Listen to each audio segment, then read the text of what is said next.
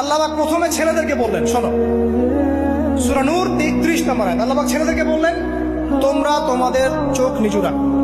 এটা আমাদের দায়িত্ব, প্রত্যেকটা ছেলের দায়িত্ব। বেগানা মেয়েকে দেখলে চোখটা কি করবে? নিচু।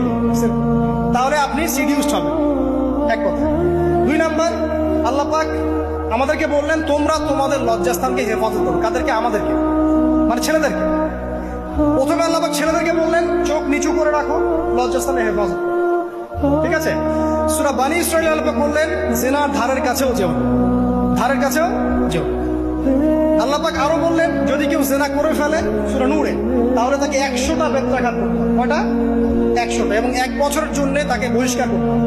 আল্লাহ পাক শাস্তিও দিলেন, শুধু তাত্ত্বিক বিধান দেন নাই, শাস্তিও দিয়েছেন। কারণ শুধু তাত্ত্বিক বিধান দিয়ে হবে? আমি যদি ওয়াজ করে বেড়াই, ভাই মদ খায় না, মদ খায় না, কোনো শাস্তি না অ্যাপ্লাই করি, তাহলে কি মদ ছাড়বে মানুষ? আমরা যদি বলি হত্যা করা